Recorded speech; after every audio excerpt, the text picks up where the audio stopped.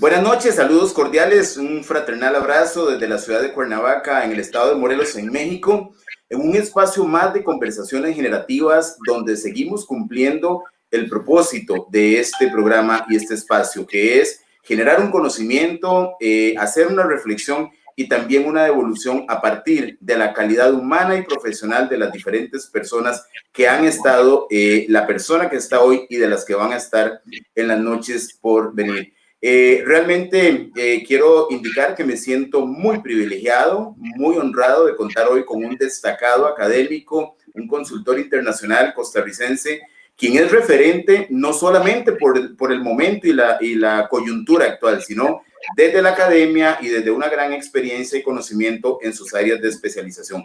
Así que podría ser una introducción muy amplia, pero el tiempo es oro y creo que más que eso, la calidad humana y profesional es con la que quiero presentar a don Alejandro Barahona Kruger, quien nos va a acompañar hoy conversando sobre un tema realmente importante, muy valioso, de gran reflexión. La encrucijada básicamente en la que está Costa Rica, este gran país, este noble país, pero también qué hay detrás de todo esto, y para eso le doy la bienvenida hasta San José, don Alejandro. Gracias de verdad por su tiempo, porque sé que hizo un espacio en esa apretada agenda. Muy buenas noches, Manuel, encantado, muy agradecido por la invitación. Ya he seguido algunos de los programas anteriores en el que me he nutrido de diferentes temas, entonces de nuevo es un placer poder estar con ustedes. Muy bien, don Alejandro, ese tema vamos a ver, que despierta tanta curiosidad, Costa Rica, con la imagen internacional que tiene incluso, que empieza a salir ya algo diferente de Costa Rica. Me lo decía hoy un amigo hondureño, vi las noticias en México y me decía, bueno, se están poniendo violentos, me decía el hondureño, ¿qué está pasando? Entonces, bueno, de ese estado de tranquilidad, de paz, aunque no somos ajenos a las situaciones mundiales y a lo que sucede en cada país, pero una encrucijada. Don Alejandro, cuando yo reflexionaba sobre la palabra encrucijada esta tarde, me ponía a pensar que cuando llegamos a esos niveles es cuando yo digo, bueno, ¿y ahora para dónde agarro? Entonces, ¿cómo podríamos llevar desde esta perspectiva suya y el análisis ese concepto a esa realidad? Costa Rica está en una encrucijada y podríamos ver muchísimas variables de temas que tenemos para conversar, pero en lo general, ¿cómo lo abordamos? Bueno, en primer lugar, ciertamente usted apuntó sobre un tema que me gustaría arrancar. ¿Cómo es percibida Costa Rica desde el exterior? Para poder entender un poco esas preocupaciones saludables, no solo de los hermanos latinoamericanos, sino también de los propios costarricenses. Lo primero hay que decir es que Costa Rica siempre ha sido reconocida global, no solo a nivel del continente americano, por su historia, por sus indicadores de desarrollo. El tema de la democracia es una de las 3 democracias más sólidas del continente, y no estoy involucrando a Estados Unidos en ese ranking, sino a Uruguay, a Canadá y a Costa Rica. Y no lo estoy poniendo en ningún orden en especial, sino que son los sistemas democráticos más robustos. El tema de la paz en Costa Rica, no solamente a nivel internacional, por ser un país sin ejército, sino también porque muchos de los indicadores internos permiten vislumbrar una mayor convivencia pacífica dentro de la sociedad. Eso no quiere decir, por supuesto, que no tengamos una serie de retos y cuestionamientos. El tema del medio ambiente, claramente. Y entonces, frente a un poco a esa percepción internacional bien fundamentada, hay que poder tener presente que muchos de esos réditos de los cuales hoy vive el país fueron producto de profundas transformaciones sociales y económicas en la década de los 40 del siglo pasado. Y desde ahí se profundizaron, independientemente de los dos partidos, digamos, más tradicionales, o las dos corrientes políticas más tradicionales. Sin embargo, para venirnos más rápidamente, en el año 2000, se vislumbra a nivel de todos los estudios internacionales cómo Costa Rica empezó a cambiar de un sistema bipartidista, que le era más fácil llegar a acuerdos, a un sistema multipartidista, y en el cual de alguna manera se notaba ya un desgaste de los partidos tradicionales. Esa realidad se acompaña que en los últimos 20 años los niveles de desigualdad a nivel costarricense no han hecho otra cosa que crecer. Es más, la primera década de este siglo, mientras la mayoría de los países latinoamericanos redujo la desigualdad, creciendo. Iba un poco la lógica inversa. Y en lo que llevamos de la segunda parte, en la década del 2010 al 2019, realmente se aceleró ese decrecimiento en términos de desarrollo. Y entonces, claro, nos acercamos al bicentenario el próximo año, septiembre del 2021, junto con México y todo Centroamérica, y la gran pregunta es, bueno, ¿qué va a pasar con Costa Rica? ¿Qué va a hacer? Y por eso me gusta un poco ese título, La Encrucijada. Si vamos a continuar un poco esa inercia histórica o si efectivamente vamos a aprovechar el bicentenario, tesis que he planteado desde hace más de 4 años, de que es una ventana de oportunidad. Yo hablo de Costa Rica, pero hay que decirlo que aplica para el resto de los países centroamericanos y México, para plantearnos qué va a hacer de nuestros países en los próximos 10, 15, 20 años. O sea, tenemos que tener una visión prospectiva hacia dónde queremos ir. Y el tema de la desigualdad no puede ser institucionalizada, igual que el tema de las violencias. Entonces, creo que ahí tenemos un elemento de fondo. ¿Qué está pasando en estos últimos meses y semanas? Bueno, hay que decir que en diciembre del 2018 se aprobó una reforma fiscal que pretendía de alguna manera maniobrar una crisis en materia del fiscal que tenía el gobierno. Y esa reforma no fue una reforma en términos de justicia tributaria, o sea, de que realmente las cargas pagamos impuestos se distribuyera de manera progresiva, o sea, de que más tengan más contribuyan y los que menos contribuyan menos. Sin embargo, hubo sectores que pasaron esta reforma exonerados, estaban exonerados, continúan exonerados. Entonces, fíjese usted que este año entró, por ejemplo, parte de esos acuerdos de esa reforma fiscal para que hubiera un 1% sobre la canasta básica. Y algunos podrían decir, bueno, un 1% es muy bajo, entendiendo que el impuesto de ventas en Costa Rica es del 13%. Y el argumento fue la trazabilidad de los impuestos. Sin embargo, hay sectores muy importantes que han acumulado mucha riqueza que están completamente exonerados. Entonces, ¿cómo se le explica a la sociedad que las personas más pobres, incluso en su canasta básica, tienen que pagar un 1% y grandes sectores económicos no tengan que pagar nada? Pero en Costa Rica, además del tema de las exoneraciones, hay, por supuesto, grandes retos en materia de ausencia de la renta global, o sea, de los ingresos que reciben costarricenses provenientes del extranjero. No hablo de remesas específicamente, sino más bien de utilidades por actividades fuera de nuestras fronteras. Tenemos el tema de evasión y elusión, que si vemos cada uno de estos, anda por alrededor del 5 o 6% del PIB. Entonces, estamos hablando de, si elimináramos todas las exoneraciones, andaría en el 5.6%, por el estilo andaría el tema de evasión y elusión y contrabando, ahí se podría sumar el tema de contrabando. Y entonces, claro, si realmente en Costa Rica se cobraran bien los impuestos, no haría no solo falta una reforma fiscal, sino que habrían recursos para mejorar los servicios públicos. Y ahí viene otro elemento. No solo la desigualdad viene creciendo, sino que el costo de los servicios públicos crece al tiempo que no mejora su calidad.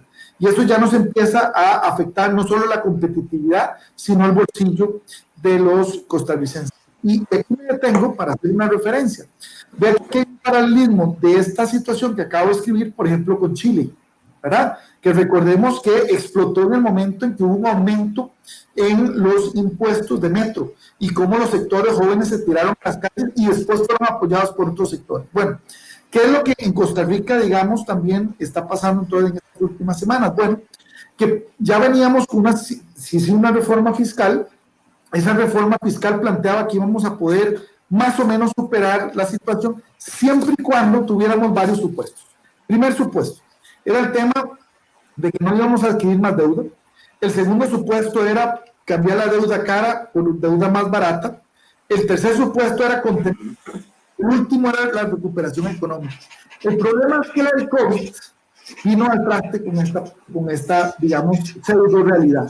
Y entonces, claro, hoy día tenemos un gobierno que bajó sus ingresos, producto que bajó toda la actividad económica y por tanto bajaron sus ingresos vía tributos. Y entonces lo que se plantea es adquirir nueva deuda. Y dentro de esa nueva deuda está una negociación con el Fondo Monetario Internacional. El gobierno abrió un proceso consultivo con los diferentes sectores, especialmente a través de su página web, para recibir propuestas. Sin embargo, la propuesta que el gobierno anunció hace una semana y media no se basaba en esa consulta a los diferentes sectores, sino en una agenda, diría yo, totalmente regresiva, que me gustaría un poco nada más apuntalar en la lógica también de, al final de cuentas, aumentar el déficit fiscal y entonces por ello aumentar en un 300% el impuesto a bienes inmuebles, plantear una tasa a todo lo que tiene que ver con las transferencias bancarias, la famosa tasa TOBI, el tema de un impuesto temporal de renta tanto a salarios, pensiones, utilidades y remesas. Y entonces, claro, esto además lo plantea el gobierno en momentos donde la actividad económica viene decreciendo. Entonces el gobierno plantea subir impuestos y no plantea paralelamente un tema que se le ha estado permanentemente solicitando al presidente de la República y su equipo económico, que es una agenda de reactivación económica. Entonces, estamos enfrascados, o como decimos nosotros, empantanados, en términos de cómo distribuir el costo del mayor financiamiento del gobierno y no de cómo generar de alguna manera no recursos frescos por el tema de fisco, sino por nueva actividad económica.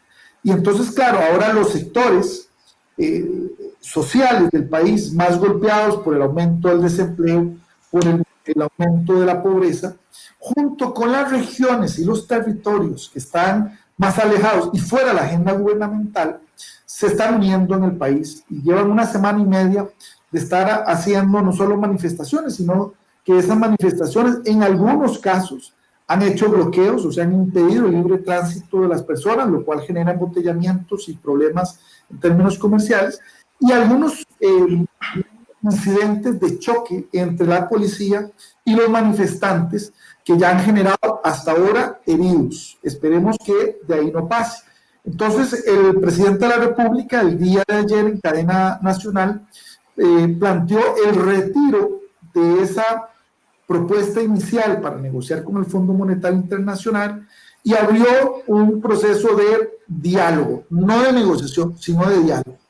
Y los sectores hoy amanecieron manteniendo los bloqueos hasta que el gobierno no cumpla con una serie de exigencias, entre ellas ese proceso de diálogo sea puntual con los sectores que se manifiestan y no queden excluidos, y el segundo es tratando de que el gobierno busque otras maneras de financiamiento y de reforma estatal que no impliquen tener que recurrir al Fondo Monetario Internacional. Entonces, esta es como la introducción, diría yo, amplia, especialmente para los que nos siguen desde otros países. Manuel.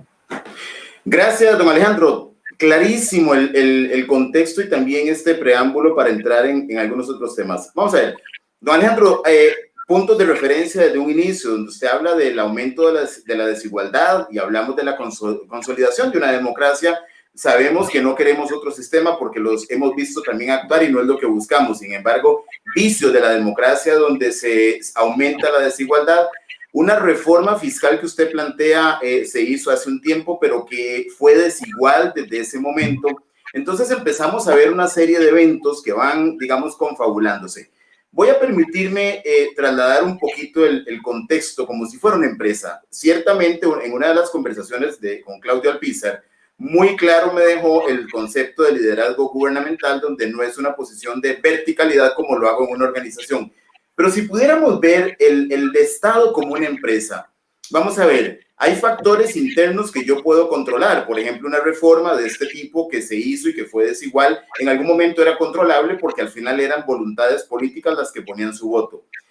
Las empresas tienen factores externos que de un momento a otro las pueden desestabilizar y llevar a una crisis. Aquí está el COVID, nadie lo esperaba.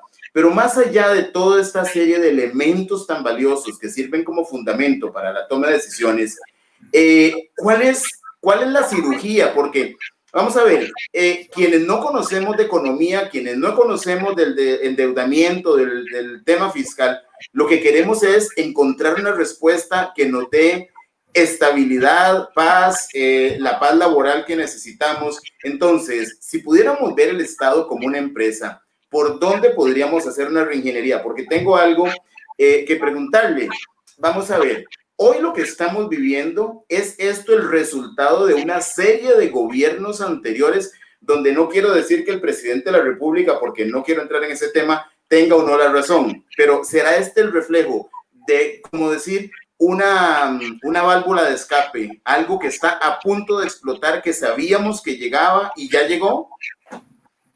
Bueno, esa pregunta que usted plantea, Manuel, es riquísima y es motivo de una consultoría. ¿Por dónde comenzar la reforma del Estado si el Estado costarricense fuera una empresa? En este momento, el Estado costarricense no solo no genera utilidad, los estados no están, digamos, orientados en ese enfoque, sino que para operar tiene que pedir prestado año con año. Entonces, obviamente, si fuera un negocio, la situación económica implicaría si tiene sentido continuar por ese rumbo o hay que cambiarlo. Entonces, siempre vamos a ver, frente a ese dilema, la discusión que tiene que ser balanceada entre lograr, por un lado, reducir los gastos, pero teniendo cuidado de su impacto, porque no podemos simplemente decir, el presidente de la República, por ejemplo, la semana pasada, dijo que para bajar un 1% el PIB, estamos en 9.9% para efectos del próximo año y 9.6% para este año, implicaría despedir alrededor de 20,000 funcionarios públicos. Eso es prácticamente el 20% de la planilla estatal, solo para un 1%. O sea, no nos alcanza despidiendo a todos los funcionarios públicos para lograr, digamos, tapar el problema o resolver el problema. Entonces tiene que, y el gasto no es solamente temas de salario. En este momento, solo para que usted se dé una idea, prácticamente el 46% del presupuesto público se va en el pago de intereses de deudas que han acumulado los gobiernos anteriores. Entonces, claro, se va acortando cada año que crece ese porcentaje, el dinero disponible para atender las prioridades ciudadanas, que además, usted y yo sabemos, son crecientes. Las demandas ciudadanas no se detienen, no dan tregua.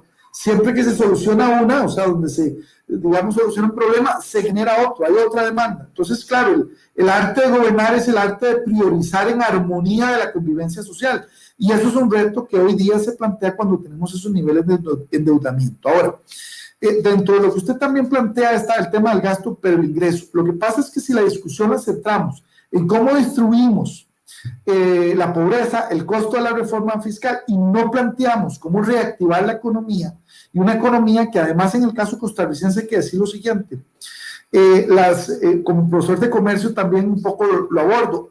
Costa Rica es un caso muy especial en materia de comercio internacional porque normalmente los países se especializan en ciertos bienes y servicios. Costa Rica, siendo un país tan pequeño, 5 millones y pico de habitantes, tenemos una competitividad en gran diversidad de bienes y de servicios. Y eso es muy curioso porque el que seamos competitivos siendo tan pequeños, teniendo una economía tan pequeña, para efectos de exportar esos bienes y servicios, es muy interesante. El segundo componente es que tenemos una economía con un motor de jet, que es toda la economía que tiene que ver con las zonas francas dedicada a la exportación de bienes y servicios. Y el otro motor del otro ala es un motor a hélice, que es la economía local, que es donde se recarga el tema tributario. Entonces, claro, cuando hablamos de ese balance, para mí el planteamiento tiene que arrancar a partir de la progresividad. Y no la lógica de simplemente decir, bueno, se le cobra a los que tienen más porque tienen más. No, deberíamos de arrancar a los sectores que no están contribuyendo, a los sectores exonerados.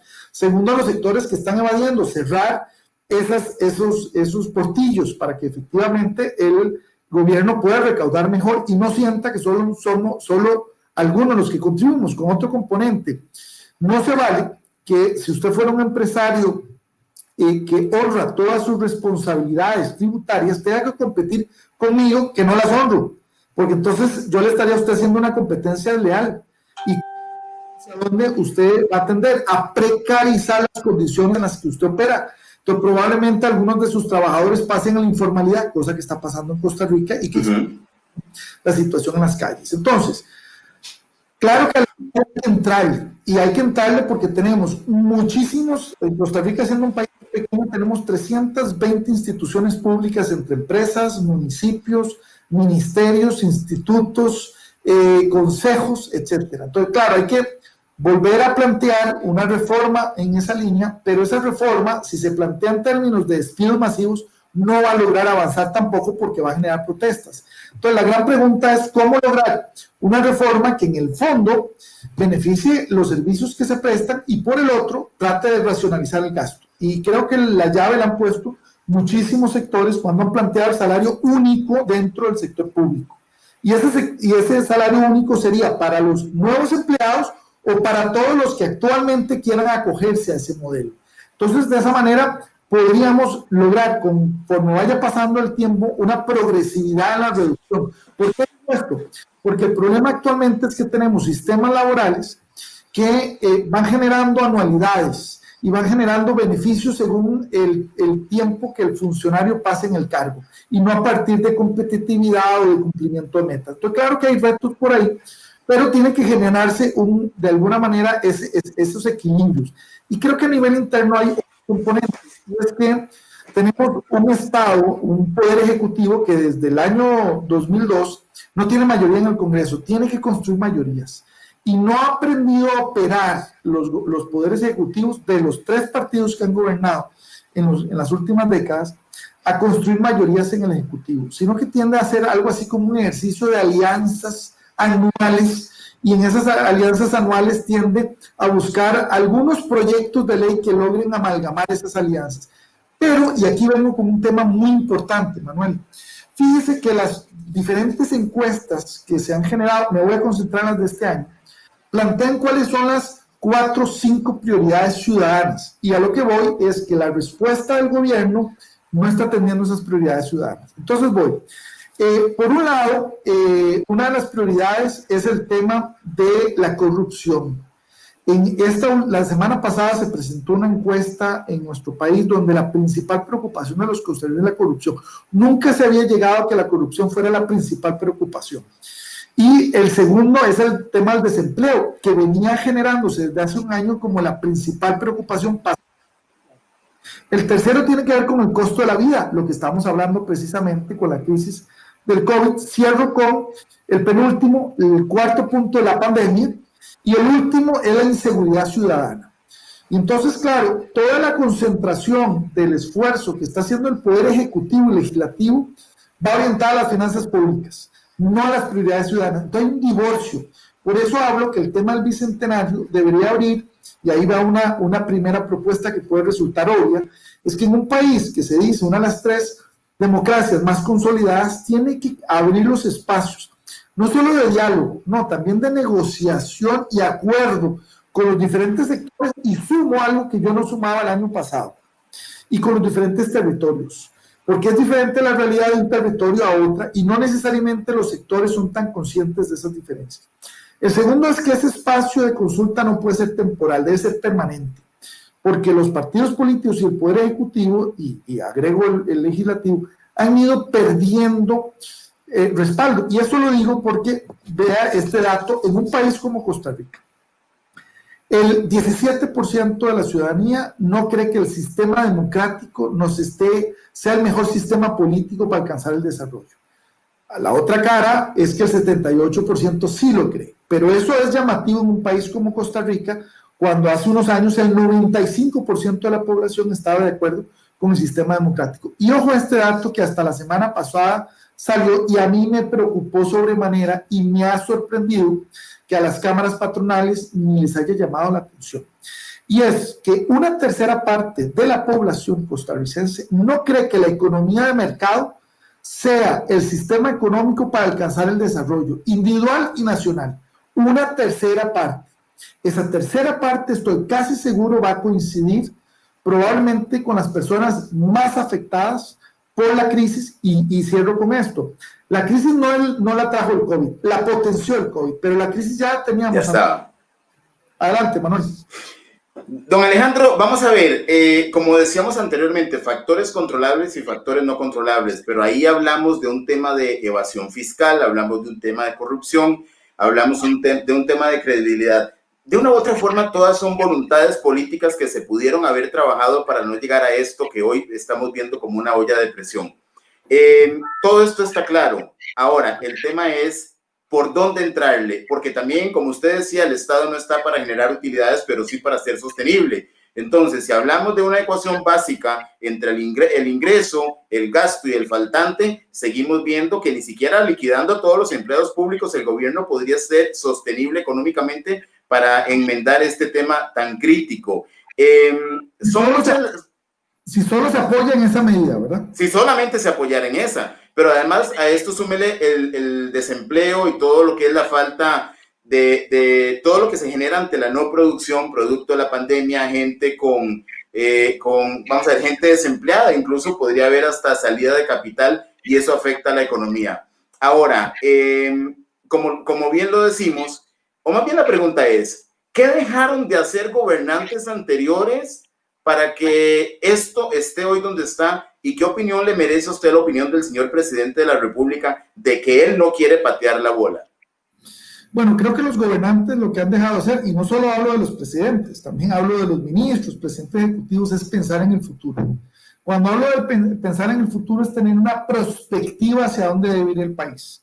Y aunque hay algunos estudios prospectivos en Costa Rica, me ha llamado mucho la atención cuando le he preguntado a los diferentes colegas que trabajamos el tema prospectivo, cómo les ha ido a ellos en las reuniones con los políticos.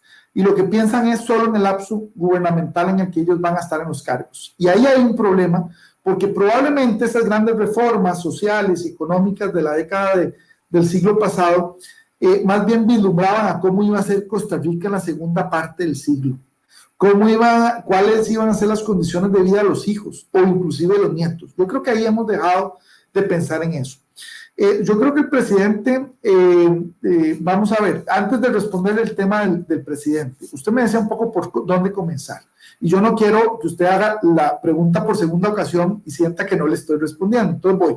Ya hablé sobre la importancia de establecer el proceso de diálogo con una lógica de una facilitación que tendrá que ser, a mí se me ocurre, por dos sectores en este país. El primero es el Consejo Nacional de los Rectores de las Universidades Públicas, que son las instituciones públicas con mayor respaldo popular. Por esa razón la pongo de primero. El segundo es la Conferencia Episcopal, que es la que actualmente están recurriendo y las que ya están utilizando el día de hoy, tanto el gobierno de la República como los manifestantes, pero que yo no noto comprometida en interponer sus buenos oficios como facilitadores. El segundo punto es sintetizar las más de 2.400 propuestas que los sectores y los ciudadanos le enviaron al gobierno a través de la página web de Gobierno Abierto, que debería de estar orientado no solo por temas, sino por sectores. De manera que cuando el gobierno se siente que se está planteando, sea el miércoles de esta semana, al menos con estos, con las personas nacional, que son los que se están manifestando en las calles, pero yo ampliaría, porque el diálogo no puede ser solo con ellos, eso sería algo muy coyuntural, sino con todos los sectores. El gobierno tiene que tener presente que tiene que incluir en cualquier escenario las propuestas que están recibiendo los sectores. Yo no le puedo, Manuel, a usted pedir recomendaciones y después no incluirlas de ninguna manera en el paper que voy a plantear para que se las pedí en primer lugar. Entonces yo creo que ahí tiene un elemento de fondo para poder ver, como decimos en prospectiva, dónde hay mayor congruencia entre los sectores y dónde hay mayor divergencia, dándole prioridad a donde hay mayor convergencia. ¿Para qué? Para construir la gobernabilidad desde los sectores. El tercer punto, creo yo, tiene que ser el tema de establecer una metodología transparente de ese diálogo, negociación, acuerdo, y hay dos cosas que muchas veces se nos quedan afuera. Llegamos hasta acuerdo, pero hay que ejecutar ese acuerdo y hay que evaluar ese acuerdo. Porque si usted y yo llegamos a un acuerdo, pero yo no lo cumplo, ¿qué pasa? ¿Qué sucede? Entonces tiene que haber la visión de que no puede ser nada más el gobierno de turno, que si no cumplió habrá que esperar al próximo gobierno a ver si cumple. Tiene que haber una lógica de política de Estado, o sea que no importa cuál es la administración de turno que hay, se tiene una visión sobre los objetivos nacionales que hay que cubrir. Y ese elemento yo creo que se ha dejado de lado, porque la planificación institucional en nuestro país se centra en cada administración cada 4 años. Y si cambia de partido, cambia totalmente la visión, los actores y los compromisos quedan en cero otra vez. Y nos toca volver a recomenzar. Eso es una limitación en términos del subdesarrollo que un país como Costa Rica, que ha pedido y ha sido aceptado formar parte de la OECD, Ajá. y reformar completamente, porque si lo que vamos es a mejorar nuestras políticas públicas, es hora de que pasemos de pensar en esto. En Costa Rica siempre hemos dicho que si no está la ley, no vale, y que si no lo ha aprobado la Sala Constitucional, tampoco es, aunque el presidente golpee la mesa.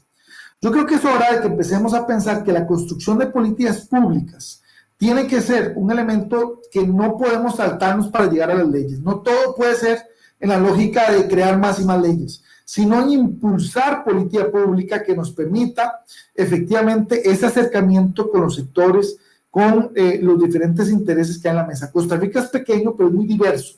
Y eso es un laboratorio muy interesante para la democracia, que yo creo que no lo tenemos que tomar solo en términos de Costa Rica, sino en el resto de América Latina. Yo le voy a plantear otro elemento que creo que está a flote, y es que si estamos hablando de que está costando llegar a acuerdos en la Asamblea Legislativa por la cantidad de partidos que ahí están representados, el presidente tiene más de 20 y pico instrumentos para coordinar con la Asamblea Legislativa, pero solo tiene uno para realmente consultarle al jefe de todos, porque es que el jefe no es el presidente, ni es la Asamblea como primer poder de la República, es el soberano, la ciudadanía. Y nosotros desde el 2003 tenemos una ley que nos permite hacer consultas públicas, de referéndum y consultas populares. Entonces el presidente podría, y tenemos cada año, el Tribunal Supremo de Elecciones tiene que presupuestar los recursos necesarios para llevar a cabo esa consulta pública. Eso no se puede recortar. Y cada año se subejecuta, porque solo una vez lo hemos empleado, y fue para consultarle a la gente si aprobaba o no el TLC entre Centroamérica, Costa Rica, Centroamérica y Estados Unidos. Y desde ahí ningún partido político, por más que hable la participación ciudadana, de los principios socialdemócratas o socialcristianos, se ha animado a hacer esa consulta. Y yo creo que ahí tenemos un elemento para que la ciudadanía pase de ser simplemente llamada a que vote por representados, a representantes, a que participe en la decisión de aspectos claros. Muchos de ellos donde la Asamblea Legislativa no tiene interés de profundizar. Inclusive yo me animo a decir lo siguiente. El año pasado indagué y hay más de 60 iniciativas de reformas constitucionales en la Asamblea Legislativa. La Asamblea Legislativa solo le dedica media hora semanal a reformas constitucionales. A ese ritmo de aprobación, el país requeriría 20 años para poder discutir 80 propuestas de reforma constitucional. Yo me pregunto, ¿tendremos esa paciencia? ¿Será que no nos surge tanto? O más bien podríamos cada año hacer una consulta popular, un referéndum a la ciudadanía para ver si está de acuerdo con X o Y reforma constitucional. Y eso permite a los sectores, no la presión sobre el Ejecutivo Legislativo, sino una discusión amplia donde los diferentes sectores expongan la situación y la ciudadanía al final dirima, ¿está de acuerdo o no está de acuerdo? Y yo creo que ahí habría un mensaje muy importante y muy potente de una democracia sólida en Costa Rica que pasa a ser una democracia representativa, que es lo que somos, a una democracia participativa, que es lo que deberíamos estar apostando de cara al bicentenario. Manuel, yo tengo algunos otros apuntes, pero por supuesto... No, vamos a ver, yo por mí puedo continuar, pero vamos a ver, el tema es el siguiente. Quisiera ser muy optimista, pero también la cantidad de información que usted nos plantea en el soberano, realmente deberse a la ciudadanía, las consultas, la información, pero encuentro una brecha enorme entre estos planteamientos tan éticos y tan democráticos, tan nobles con la realidad cuando nos vamos a la asamblea, la politiquería barata, a los políticos de turno que piensan en 4 años, quizás para dejar una placa puesta con su nombre, en que no tienen una visión de estadistas para generar impactos de largo plazo. Porque por un lado tenemos lo que usted nos plantea, que me parece maravilloso, y por otro lado tenemos esto. El otro tema, con respecto a pasar la pelota y con muchísimo respeto, le comparto una experiencia. Siendo yo muy joven y teniendo una posición de liderazgo, jefatura, tomé una decisión y eso fue un cambio de horario sin avisarle al equipo de trabajo. A los 2 minutos me estaban golpeando la mesa. Veo un cambio radical en la posición del presidente de la República con respecto a los bloqueos, lamentablemente, y la cadena de televisión de anoche, donde hay una posición totalmente diferente a algo donde se percibía que no quería abrirse para escuchar a algunos consejos. Falta de experiencia, juventud, soberbia. ¿Qué concepto le merece esta decisión que ojalá pueda llevarnos a un buen destino como país tan radical de un momento a otro del presidente de la República? Le voy a responder, Manuel, pero déjeme nada más meter un elemento que se me olvidó en la respuesta. Claro. Fíjese que buena parte de, a ver, el gobierno de Costa Rica empezó a tener cada vez más deuda en el momento en que se pasaron una serie de reformas legales que impedían a las empresas públicas trasladarle al gobierno central sus utilidades. Y eso se hizo en la lógica de fortalecer esas empresas públicas y los servicios que brindaban y que el gobierno cobrara mejor sus impuestos. Ese cobro a mejor impuestos no se ha logrado, pero el tema es que las empresas públicas no pueden transferir esas utilidades, sino que lo que hacen hoy día es comprar bonos de deuda al gobierno. Entonces, buena parte de la deuda en Costa Rica, no toda, es a propias instituciones públicas. Y entonces, claro, para responderle un poco también a la pregunta que usted decía también, que por dónde podría tener margen el gobierno ha planteado el hecho inclusive de privatizar algunas de las empresas públicas. Pero fíjense qué interesante, la privatización en tiempos de COVID obviamente no va a ser tan fácil, especialmente porque el costarricense se opone a la privatización. Es más anuente a la apertura, o sea, a la competencia, pero no a la privatización del monopolio estatal y que sea un monopolio privado. Entonces, ¿a dónde voy? Yo creo que hay, por ejemplo, perfectamente margen para que el gobierno reconsidere y más bien haga un canje. Le haga un canje a las empresas, a las empresas públicas, a las que le debe la deuda pública, y le diga, mira, ¿qué le parece si a usted yo le entrego otra empresa pública más pequeña? Y entonces simplemente el Estado recupera oxígeno, porque en lugar de privatizar una empresa, la entrega a otra empresa que es del propio Estado. Esa podría ser una opción. Otra opción es más bien hacerlo todavía más transparente. Abrir la posibilidad de que empresas públicas puedan invertirse entre sí. De manera que también ahí sería el Estado el que podría, por decirlo así, acciones a la venta, pero primero a las mismas instituciones, a las mismas empresas públicas, a los fondos de pensión, que son muy importantes en Costa Rica, de manera que pudiera circular el dinero que ya hay. Fíjese que el 50% de los fondos de pensión de Costa Rica están colocados en el extranjero. Y uno diría, pero ¿por qué están colocados en bonos estadounidenses si eso podría apalancar muchísimo la economía local? El otro componente, las concesiones de obra pública, las concesiones en Costa Rica, no solo de obra pública. Las concesiones en Costa Rica no se han tomado con la seriedad del caso y permitirían un apalancamiento inmediato. Le voy a dar un ejemplo. En la zona norte se ha hablado de un canal seco. Bueno, ¿qué cuesta realmente lograr plantear la posibilidad no solo del canal seco, sino también de los puertos, de los nuevos puertos en ambas costas para trasladar containers de una costa a la otra en tren? Bueno, esto no tiene el gobierno los recursos para poderlo hacer, pero mediante una concesión, algunos dicen internacional, yo pienso que podría ser una concesión local, donde no es una solo actor el que pueda financiar un proyecto así, pero sí estoy de acuerdo que entre varios fondos de pensión, empresas públicas, inclusive empresas privadas, yo no me opongo a esa participación, podrían desarrollar un proyecto de esa envergadura a nivel de desarrollo. Entonces, yo creo que lo que tenemos que pensar es, en lugar de qué difícil, qué complicado es que eso no se ha hecho, es lograr pensar cómo sí lo podemos hacer. Y la OCDE yo creo que es un factor fundamental para lograrlo. ¿Cómo es que otros países de la OCDE sí lo han logrado hacer? ¿Qué han impulsado? Y desde ahí tenemos un avance mucho más importante que el de que podamos hacer solos. Regresando a la pregunta que usted me hacía. Vean, yo creo que el gobierno ha fallado en su lectura, no solo coyuntural, yo creo que el gobierno ha fallado en su lectura durante toda la gestión, porque yo he hecho una pregunta reiterada y quiero decirle con toda franqueza, nadie, absolutamente nadie se ha dedicado ni a llamarme, ni a escribirme, ni a toparme para darme su respuesta. ¿Cuál va a ser el legado de esta administración? ¿Cuáles van a ser esos elementos que va a lograr constatar este gobierno, que va a poder entregar y decir, esto fue lo que hicimos? ¿Y qué es lo que va a poder heredar? Yo eso no lo tengo claro. Y entonces, frente a eso, creo que Claro que ha habido una enorme soberbia, porque recordemos que en la campaña, especialmente el presidente Alvarado decía que el primer acto de corrupción era ostentar, aspirar a un cargo para el cual no se estaba preparado.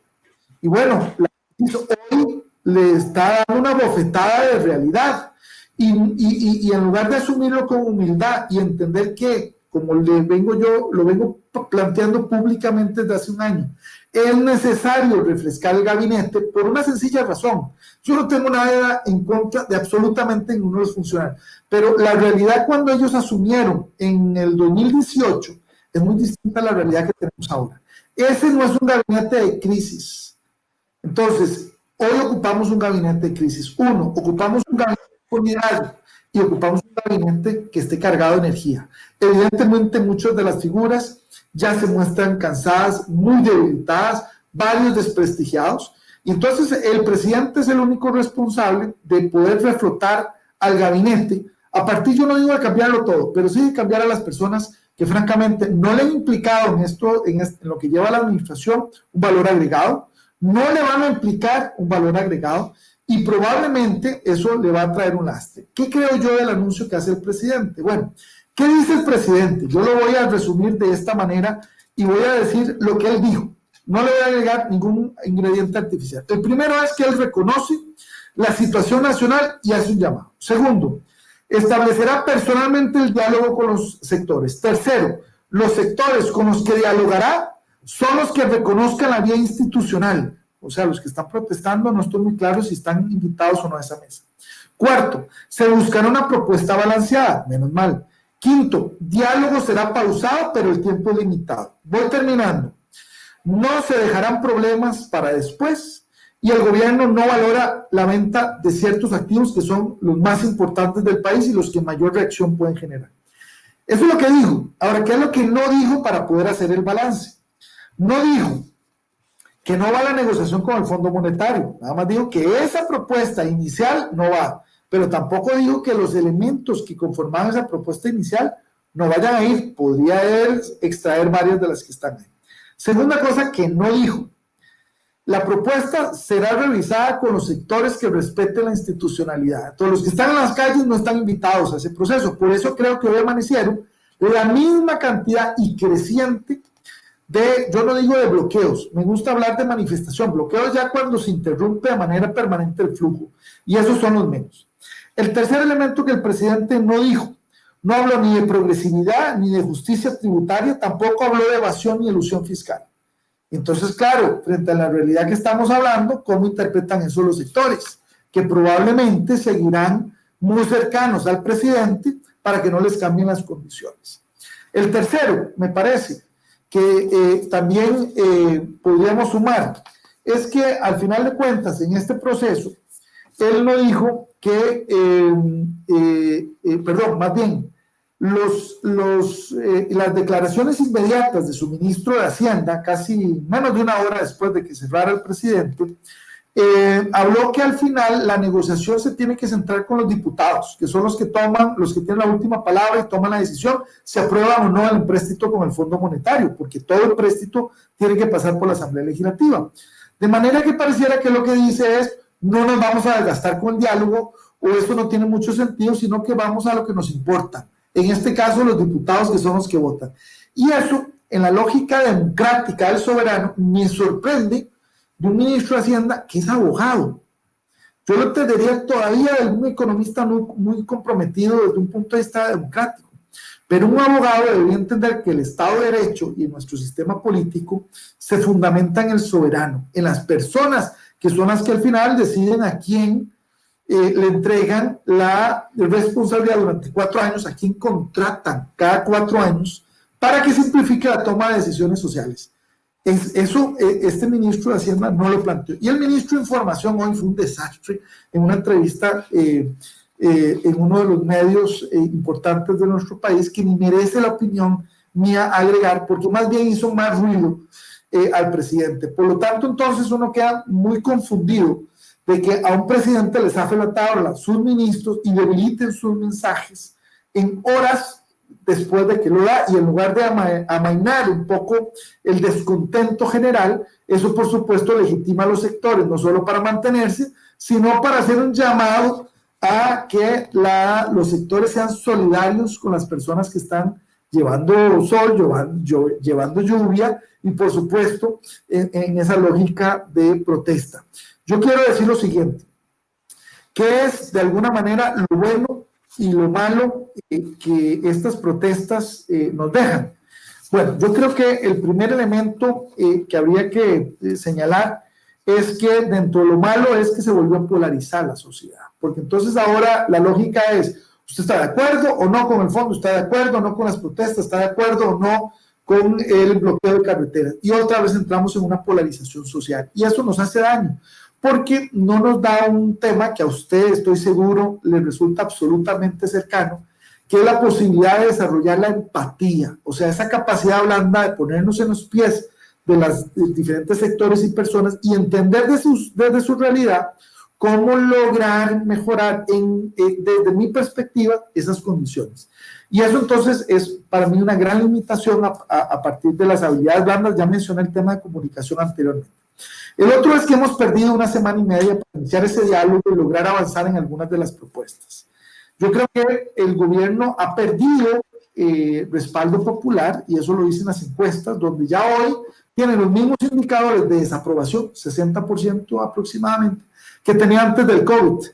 En los 4 meses, de marzo a más o menos junio, julio de este año, tenía una buena popularidad, mejoró de alguna manera por el manejo de la pandemia, pero eso ya ha quedado de alguna manera superado. Otro elemento malo, por supuesto, el daño al transporte de mercancías, pérdidas para exportación, algunos policías heridos en las confrontaciones, y voy cerrando también con algunos sectores que entonces cuestionan el ejercicio de la protesta como un ejercicio democrático. Eso me preocupa. ¿Qué es lo bueno? Bueno, lo bueno es que la gente se ha abierto un espacio de diálogo, que los sectores otra vez y los territorios se están manifestando, están, como usted dice, utilizando esas válvulas de escape para decir dónde está chimando el zapato, y lo está haciendo públicamente para que no quede, digamos, ninguna duda sobre lo que se espera del gobierno. Y yo creo que, cierro con esto, los sectores están haciendo propuestas. Eso me parece muy importante. No solo están protestando en contra, sino están diciendo: aquí tenemos propuestas. Y no solamente están lanzando las propuestas, están ofreciendo equipos de profesionales para acompañar la discusión y la implementación de esas propuestas. Y cierro con esto: la policía ha empezado a sensibilizarse con las demandas de la ciudadanía. Y eso a mí me parece interesante, porque genera unos espacios de encuentro y no de confrontación en los sitios. Manuel. Don Alejandro, bueno, temas para continuar son muchísimos.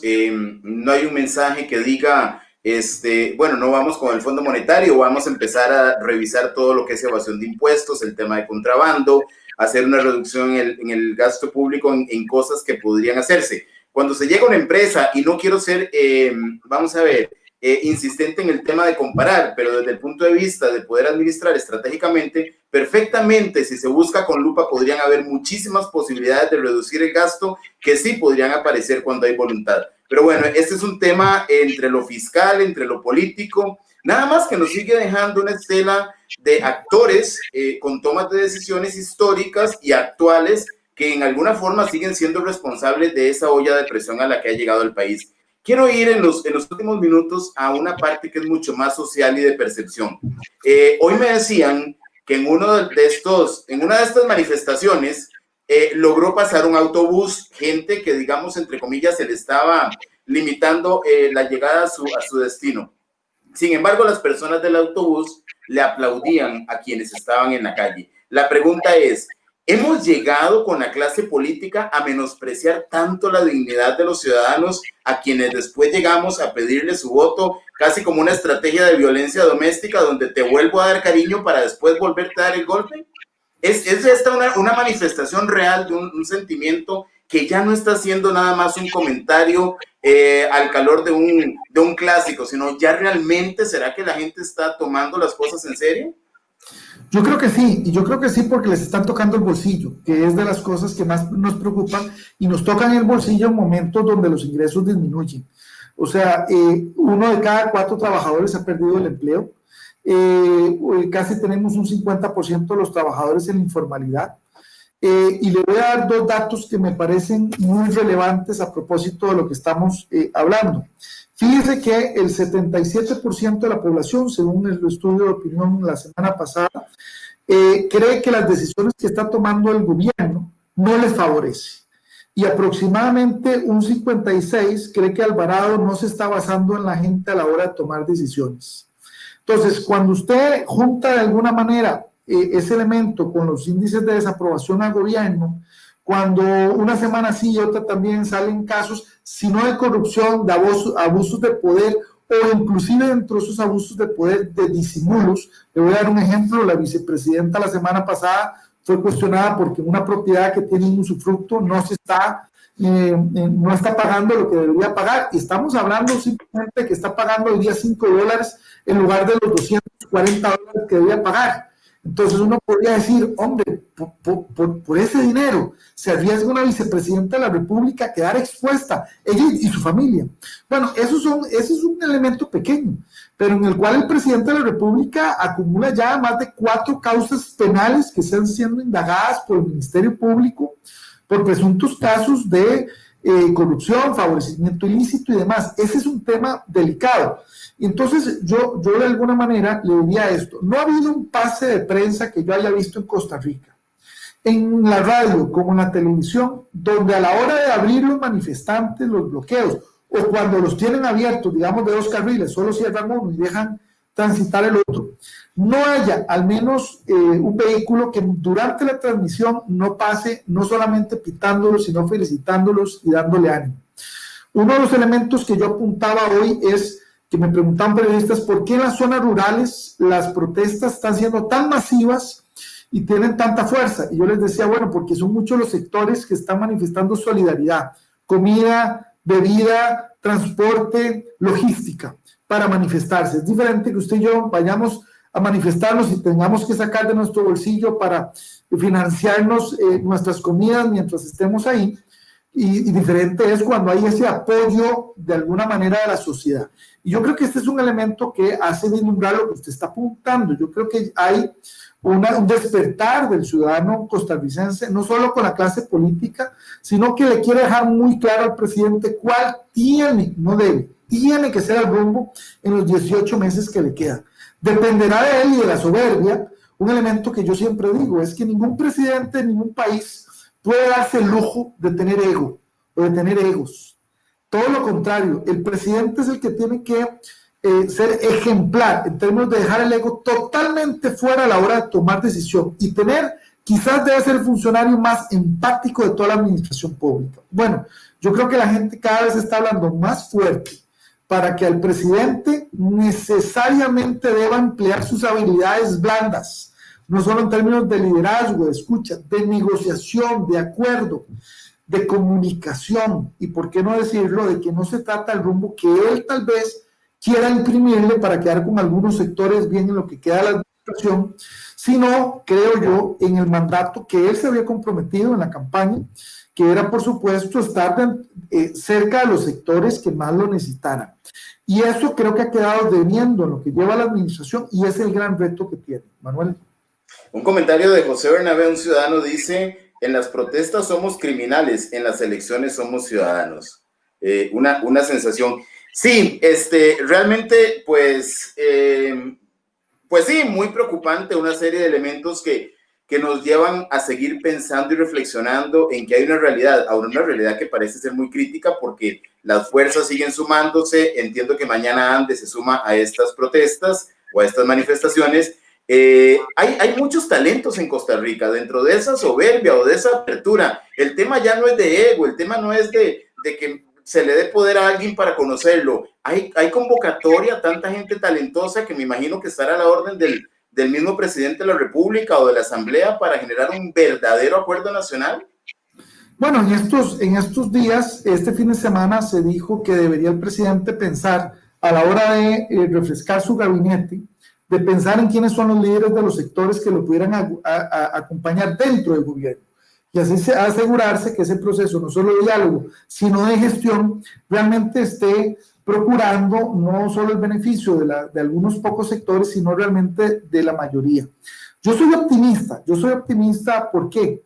Porque en este país la ciudadanía se encarga de recordarle al mandatario una o dos veces durante su periodo, y lo hace de una manera muy clara, democrática, cuál debe ser el rumbo y cuál no debe ser el rumbo. Yo creo que el presidente tiene que estar claro que este es el momento donde la gente le está diciendo cuál debe ser el rumbo y cuál no debe ser el rumbo. Uno. Dos, coincido completamente con usted, no existe solo talento.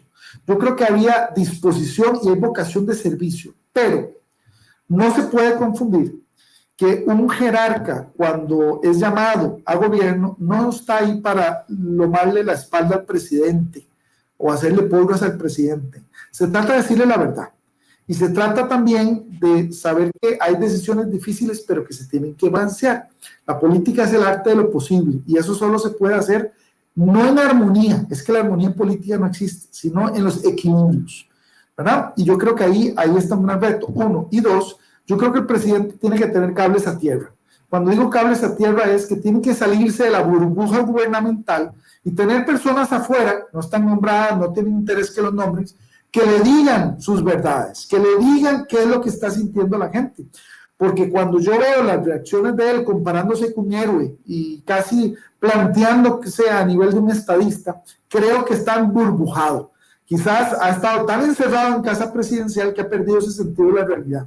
Y es él el único responsable de no solamente no dejarse encapsular, sino de tener esos cables a tierra que le permitan tener de cuál es la situación nacional. Yo creo que ese es un gran pendiente que tiene el presidente, y entender que ya llegamos a un punto donde la gente no está dispuesta a seguir pagando impuestos por recibir lo mismo. Y ahí el reto está para la institucionalidad pública, que creo que no lo planteaste, pero creo que es un tema muy importante. En la era de la digitalización y entendiendo que mucho del trabajo va a continuar siendo a las casas, no por la pandemia, sino para abaratar costos, para estar mucho más cercano a los sistemas donde cada vez un grupo de la población accesa más por medios digitales, es cómo hacer más en términos de servicios públicos con menos recursos. No solamente hablo financieros, hablo humanos, bien capacitados, bien preparados, bien equipados. Entonces ya no necesitamos aquella lógica de que había una persona que cada fórmula tenía que inscribirla a máquina. No, ya hoy el formulario está ahí y es nada más de rellenar, y ni siquiera el funcionario público tiene que hacerlo, lo puede hacer el ciudadano directamente, y eso puede entrar en una base de datos que automáticamente con un algoritmo digita hacia dónde tiene que ser canalizado. Eso es lo que el presidente Alvarado ha dicho, que tenemos nosotros los costarricenses que prepararnos para desarrollarnos a la era de la digitalización con habilidades y capacidades de esta era. Yo estoy de acuerdo con eso, pero hay que predicar con el ejemplo desde la institucionalidad pública, y eso pasa por la capacitación. Yo no creo que esto sea un tema de que cueste mucho. Hay que plantear la ruta, hay que plantear la política pública, habrá que reformar algunas leyes, pero principalmente arrancamos por tener una visión, y esa visión nos toca, si no la hemos tenido, establecerla ahora. Don Alejandro, entiendo que hay una posibilidad de una reunión inicial donde está mediando la conferencia episcopal, ¿es así? Así es. Hasta ahí estamos.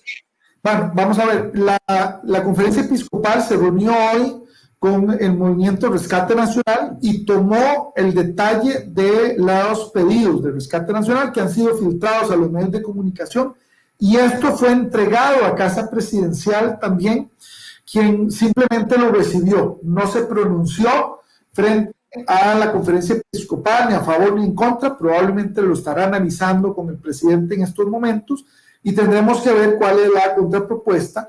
Pero lo más interesante es que los protestantes han planteado el miércoles a las 10 de la mañana para poder iniciar ese diálogo fuera de Casa Presidencial. Han dicho que deben de buscarse un espacio con las condiciones, no para escuchar a gobierno, sino para que las dos partes se puedan escuchar y establecer condiciones mínimas para iniciar una negociación. Aquí tengo mis dudas, por eso decían si la conferencia episcopal está dispuesta a servir de ese mediador en la negociación, quizás solo en la facilitación para que entren a negociar. y donde yo tengo, digamos, dudas de quiénes podrían tener la legitimidad para poder servir de mediadores. Obviamente, un tema aquí crucial va a ser que cualquier proceso de negociación y los resultados tienen que ser transmitidos, yo diría que en tiempo real a la ciudadanía. Yo creo que ya la ciudadanía no aguanta que le digan, ya llegamos a un acuerdo, en 2 días les avisamos en qué consiste. No, yo creo que los sectores, especialmente los que se están manifestando, van a querer la inmediatez de ir conociendo los avances. Y bueno, ahora la palabra, digamos, la bola en este momento está en la cancha del gobierno, y antes de ver si la vuelve a pasar a la de los protestantes, pues es una contrapropuesta, diría yo, un poco más seria para sentarse a negociar. Don Alejandro, dos preguntas finales para cerrar y cumplir el compromiso del tiempo. La primera es, como usted lo decía, hay una responsabilidad directamente del señor presidente, pero que a la vez es representante de otros que han estado atrás y quienes han tenido la posibilidad de tomar decisiones para que esto no se acumule al nivel que se acumuló. Estamos, pues yo creo que ya enero, ya este año se fue en pandemia, enero va a empezar, ya se escuchan las aguas electorales para hacer política o para hacer politiquería. ¿Cree usted que esto que estamos viviendo al nivel de la olla de presión que está generando conciencia en el ciudadano, realmente le va a pasar una factura muy detallada, una factura a la clase política y con qué autoridad moral? Porque muchos van a ser los mismos de los que han sido compañeros, han estado ya, han sido responsables de todo esto donde hemos llegado, sin eximir a otros actores, a la misma ciudadanía en otras cosas, pero ¿con qué autoridad moral ve usted que la clase política pueda llegar a pedir un voto, a hacer política a partir de enero con realidades como estas, donde son en su mayoría casi responsables de esto que estamos viviendo? Y la segunda pregunta es, a partir de esta presión que están ejerciendo los ciudadanos, donde usted decía que en la reunión de acuerdo sea transmitida casi en tiempo real, hablando hoy de la tecnología, ¿cree usted que a partir de esto se genere casi un cogobierno de aquí a que finalice Carlos Alvarado, donde no le van a permitir casi una sola decisión que no sea casi colegiada? ¿Pierde fuerza a partir de eso? Bueno, vamos a ver. Lo primero que creo es que este movimiento ha sido muy claro en que no tiene un tinte partidario y que no tiene un interés electoral por sí mismo. Digo, en otros países de nuestro continente, muchos de esos dirigentes de las protestas ciudadanas son líderes de oposición política o de otros partidos políticos. En este caso, sin obviar que dos de las 3 caras más visibles han estado en el pasado en partidos políticos, esos partidos políticos hoy no los malquieren, o sea, no los incluyen dentro un poco de su planeación. Son personas que ya pintan bastantes canas, de hecho son abuelos los dos, entonces, y han dicho que ellos no están ni con el interés ni con la energía de regresar, y yo les creo. 1. 2, creo que de este movimiento habrán algunas figuras que se quieran de alguna manera agarrar para tratar de aumentar su popularidad en ciertos sectores y penetrar en otros, pero yo creo que la misma ciudadanía reconoce, el costarricense tiene un olfato para poder, decimos una malicia indígena, ¿verdad? Para poder dirimir cuál es la intencionalidad de la contraparte. Entonces yo creo que la gente ya hoy día no come cuento y sabe cuando un expresidente está saliendo a la opinión pública para tratar de tener una posición de sabio, pero en el fondo lo que está tratando es de recuperar cierta vigencia política. No, eso no me preocupa en términos de la ciudadanía. Yo creo que este movimiento no tiene la intencionalidad de cogobernar, sino de poner límites a ese ánimo, diría yo, fiscalmente depredatorio, porque en una misma administración, 2 reformas tributarias golpeando a los mismos sectores, yo creo que definitivamente me da un poquito la razón en esa impresión que tengo.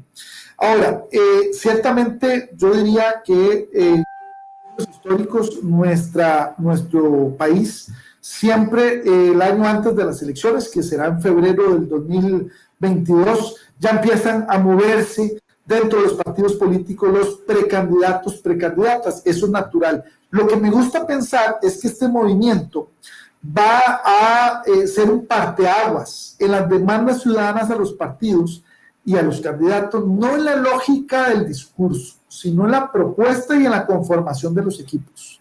Entonces, eso por un lado. Y por el otro lado, probablemente creo que la ciudadanía está más anuente a buscar representación política en personas que no necesariamente se caracterizan por largas trayectorias partidarias, como fue parte de la elección anterior. ¿No es eso un riesgo también?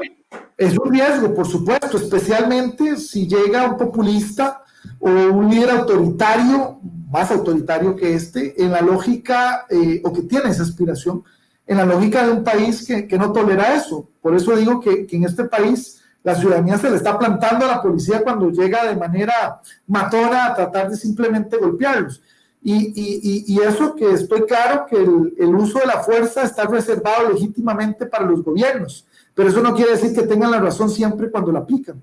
Entonces, yo creo que hay un reto muy interesante. Por lo menos yo soy optimista en que vamos a sacar lo mejor de eso. Segundo, en que no estamos dispuestos a seguir asumiendo la factura de deudas de un gobierno a otro, para que entonces el próximo gobierno diga, mire, como las deudas vienen creciendo desde todas las administraciones atadas, tengo que volver a impulsar un paquete fiscal, no me importa si estamos en crisis del COVID o no, para equilibrar las finanzas públicas. Yo creo que estamos en un momento donde la gente dice, hasta aquí, seamos más creativos con las soluciones. Yo no diría solo con la reingeniería del Estado, donde están muchos los medios de comunicación, que son empresas públicas, son empresas privadas interesados, sino en una tónica de reducir la evasión, la elusión, las exoneraciones, el contrabando. Creo que ahí hay un elemento que el gobierno no va a poder obviar, el renta mundial, creo que no lo va a poder obviar, creo que va a tenerle que entrar por primera vez. Tengo dudas de las zonas francas, por los beneficios también económicos y laborales que genera. Tengo duda de meterlos en ese bolsón. Entonces, lo aclaro en este momento. Pero creo que esos sectores van a tener que contribuir en este proceso y en una lógica también en la que tenemos que entender que Latinoamérica está compulsa. Entonces, de no hacer opciones, yo creo que de no hacerlo se podría profundizar la ruptura que podría haber entre la ciudadanía y el gobierno de la República. Manuel. Claro, hablar de política, no, pues no hay nada escrito, no sabemos qué va a pasar, pero sí hay una tremenda falta de credibilidad casi que en cualquiera que se lance con la bandera de cualquiera de los partidos que han estado, de los que han estado en asamblea, porque pues al final no hay consenso. ¿Visualiza una coalición usted? Yo creo que van a tener que haber varias coaliciones y al menos dos coaliciones, naturalmente. Voy a decir cuáles son las dos coaliciones. Algunos estarán pensando que tengo información. Yo creo que obviamente vamos a ir a una segunda ronda y en la segunda ronda, igual que en las otras ocasiones, ha habido avances, no solo entre partidos, sino también entre sectores. Entonces, ahí alguien puede decir, yo pensé que me iba a dar una primicia que no conocía. Bueno, la primicia es que yo no creo que en una primera ronda ningún partido, ningún candidato, por mejor que se vea en el espejo, vaya a lograr una mayoría para salir electo en primera ronda. No en un sistema multipartidista que se ha ido fortaleciendo. Uno. Dos, creo que ya ahora hay algunos sectores que ciertamente tienen algunas conversaciones que ideológicamente deberían resultar afines y que entienden que divididos difícilmente van a poder ser una opción, diría yo, creíble a las próximas elecciones. Entonces, varios partidos que se han ido dividiendo, el caso de la Unidad Social Cristiana, el Demócrata Cristiano, Republicano, y creo que se me queda un cuarto por ahí en la memoria, están un poco en ese proceso de diálogo para tratar de buscar un acercamiento. Podría pensar también que algo así pudiera ocurrir, por ejemplo, en algunas de las otras líneas ideológicas, por ejemplo, pero no quisiera yo adelantarme hasta que no sean los representantes de esos partidos que lo pudieran anunciar. Ahora, mi pregunta también es, ¿cómo lograr, si eso se da, cómo lograr esa convivencia desde un ejecutivo? ¿Verdad? Porque entonces, si se da una alianza para poder llegar al poder, esa alianza tiene que dar mejores resultados que los que anunció el presidente Alvarado al inicio de su administración en torno a, decía él, un gobierno de unidad nacional, donde se suponía que junto con la Unidad Social Cristiana y junto con el Frente Amplio se iba a generar así como un bloque desde el Ejecutivo que iba a traer sus implicaciones en el Legislativo. Bueno, eso nunca se dio de esa manera tan clara, y creo que ahí está de alguna manera el reto. Yo creo que de las grandes lecciones que nos queda es que ya Costa Rica no calza en un modelo presidencialista como lo conocíamos en el siglo pasado. Probablemente estamos en una figura cada vez más semipresidencialista, pero también con otro elemento. Yo creo que hoy la ciudadanía y los sectores, porque yo quiero agregar aquí los sectores, están demandando mayor participación. Desde las cámaras patronales, los sindicatos, los ambientalistas, etcétera, etcétera, etcétera, están, yo diría ya no pidiendo, ya están exigiendo un espacio para transparentar, porque lo que sí se ha notado es que durante el COVID ha habido una regresión en términos de democracia y también de la lucha contra la corrupción. Y ahí hay también un reto planteado al Poder Judicial que hoy, voy a decir esto, yo percibo una buena noticia hoy. La buena noticia hoy no es que se haya abierto el diálogo nada más, sino que la Asamblea Legislativa haya ratificado al magistrado presidente del Poder Judicial, Fernando Cruz Castro, quien fue nombrado después de una serie de escándalos por corrupción y de amplia división entre los magistrados de la Corte Plena, y que desde que fue designado, yo creo que no solo bajaron un poco las aguas, sino que hay una conciencia de la importancia de mejorar el servicio de la administración de justicia como un pilar, un baluarte de nuestro sistema político. Sin justicia no puede haber un sistema de derecho, un Estado social de derecho. Creo que hay conciencia sobre ello, pero también hay conciencia que en momentos de crisis aumenta la conflictividad y se recurre mucho más a la vía judicial. Entonces no se pueden debilitar tampoco los servicios tanto por recortes financieros que al final no impliquen una mejoría en la administración de justicia.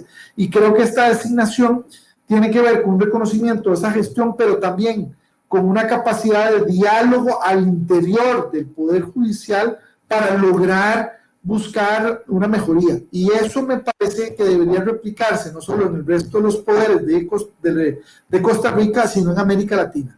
¿Cómo lograr entender que hoy los presidentes no tienen ese músculo en términos autoritarios de golpear la mesa, sino en la construcción de consensos? Solamente así veo que puedan dejar un legado democrático a las generaciones venideras, Manuel. Don Alejandro, crisis en la gestión del liderazgo gubernamental, y usted lo dice muy bien, es un fenómeno latinoamericano, lo vemos de norte a sur en muchos de estos países, y Costa Rica no escapa. Pero bueno, estamos con 12 minutos de sobretiempo, impresionantísima reflexión, un aporte muy valioso y realmente muy agradecido porque pues todos los ciudadanos somos sujeto de la información objetiva y subjetiva a la que estamos expuestos. De un momento a otro, la parte temperamental nos hace poner la atención en un líder, en el otro, en lo que está sucediendo. Nos movemos en diferentes razones según las emociones y circunstancias, pero viniendo de una autoridad como usted, con conocimiento, con una verdadera interpretación de lo que está sucediendo, pues creo que es un gran aporte y eso hace que este espacio siga generando profundas reflexiones como una devolución a quienes nos han seguido y que estoy seguro que posteriormente van a ver esta conversación. No me queda más que agradecerle, muchísimas bendiciones a usted y gracias por ese aporte, el apoyo y el aporte que ha tenido en esta noche, así que un fuerte abrazo hasta San José. Muchísimas gracias por la invitación, espero haber aportado elementos que enriquezcan la capacidad de análisis de todos. Ese es al final el objetivo, y entendiendo también que en esa diversidad de criterios es que cada ciudadano puede ir puliendo los propios. Así que muchísimas gracias y quedo a las órdenes suyas y de su audiencia en un futuro cercano, Manuel. Y téngalo por seguro que sí va a ser. Muy bien, buenas noches, gracias.